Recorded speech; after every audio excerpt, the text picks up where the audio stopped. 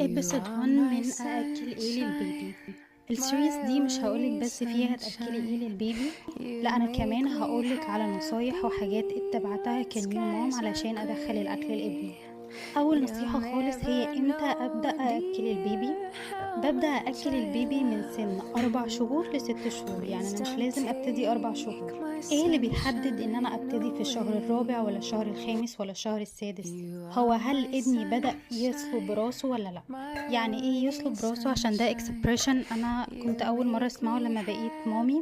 يعني يقدر يسند راسه، يعني راسه ما تفضلش تتني أو تتحرك وهو مش عارف يكنترول عليها.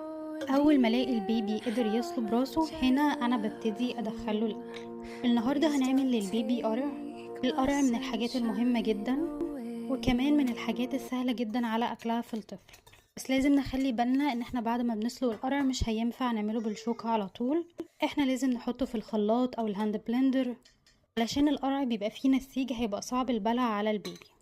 في كذا تكنيك لتسوية اكل البيبي، هنا انا اتبعت تكنيك ان احنا بنسلقه عادي، في الفيديوز التانية ان شاء الله هقولكوا على افكار تانية. والف هنا على قلب البيبي.